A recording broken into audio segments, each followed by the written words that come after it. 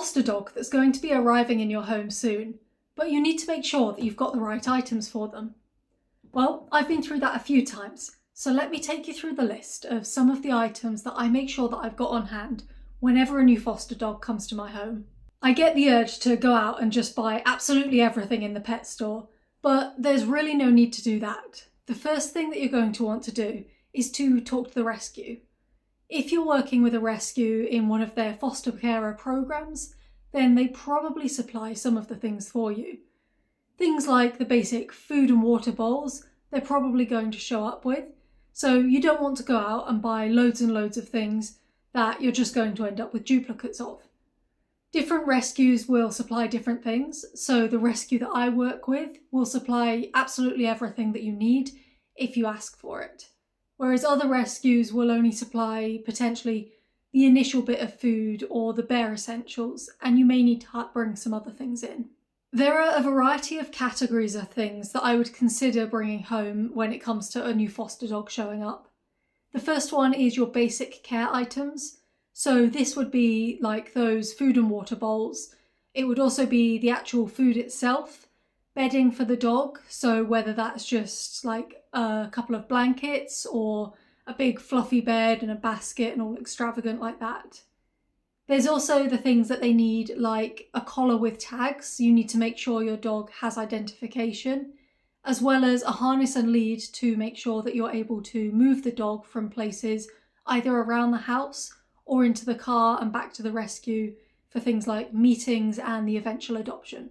The next category is medical related items. So for this category, there's really two big things that I would make sure to have on hand already prepared just in case.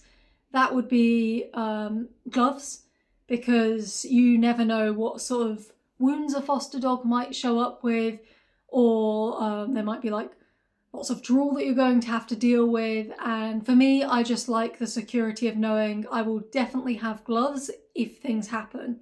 And if say there's a wound that I'm tending to, usually the rescue will supply the extra things like the medications and how to apply them, and they will also sometimes supply gloves themselves, but the gloves are just a good thing to have in case something crops up. And the second item is non-slip mats. So a lot of my house is laminate flooring, which can be very slippy for dogs. Most dogs survive perfectly fine on it, but I have had a couple of senior rescues and one who was recovering from an amputation. And for those dogs, it's quite dangerous. If they do slip, they struggle to right themselves and it could cause further injury. So I always make sure that I've got my own non-slip mats in.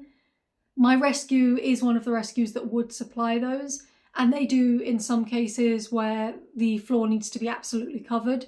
But over the time of fostering different dogs, I've just slowly acquired my own more and more that I can rotate through washes, and also makes my house look a bit nicer than your bog standard black non-slip mat. I tend to go for some nice colourful ones as well, so that they can blend in more with the surface. Another category is grooming supplies. So you're going to want to make sure that either you have a brush in or the rescue organisation is supplying a brush, particularly for things like Labradors, which shed an awful lot, and you're going to need to be brushing out that shed and also sweeping up all around your house. So probably sweeping supplies as well, but you've probably already got those. Another grooming thing would be a towel. Having dedicated dog towels that you can switch between is great, because your dog is going to get muddy outside and you're probably going to need to bath it. Sometimes foster dogs come with skin problems, so they might need more regular baths than your regular house dog. And then I would also try and get in some nail clippers. You may not need to clip your foster dog's nails. You may not be allowed to, depending on what the medical care requirements the rescue lets you do are. But either way, I think it's a great thing to do, especially if you've got a long-term foster, to at least get them used to the sight, the sound, and the touch of clippers against their claws. So even if you're not the one doing it, the first time that they do need to get their claws clipped, they're not going to be freaking out. So fostering it's about helping the dog, but I also see it as a way to try and set the dog up for success in its adoptive house. The next category is a fun one, which is training items. So I really enjoy dog training, especially when I'm fostering working breeds and younger dogs. And for this, what I would have in is a variety of different types of treats. I would always make sure with my rescue that the dog doesn't have any digestive problems that is going to not match up well with the treats that I use. But so long as that's okay, I have a variety of different value treats. So the really high value, really smelly ones, as well as your regular daily sort of stick treats that you can break up into really small pieces to act as training treats. And then I'll also make sure that I've got a long line on hand. Usually for me, that's supplied by my rescue. And that means that I can go and I can do things like recall training without having to let the dog off and potentially have them run off. Then for times when you can't be as hands-on with the dog, I'd make sure to keep in some enrichment items as well. So this is things like, yes, games that you can play with the dog, but also things that they can occupy themselves with. So think of a Kong, which is like a rubber ball that's slightly elongated. You can stuff it full of treats and you can freeze it, and then they'll spend maybe half an hour working away at that. Or you could get things like snuffle mats, where you can bury all of the treats under different fabric tabs and within different like fluffy sticking up bits, and the dog has to work at foraging through that to be able to get the snacks. And you can use that with their regular food or with treats depending on how you're using it. And these items I think are really great because they help teach the dog that it's okay to not be in contact with me 100% of the time. They can occupy themselves even in the same room as me, but it just means that you're less likely to adopt out a dog that's really clinging at an owner's side and starts making them stress that they can't leave them alone. The final category of items that I like to have on hand are travel related items. So the first thing in this would be a crate. A crate is a great way to secure a dog while you're transporting it.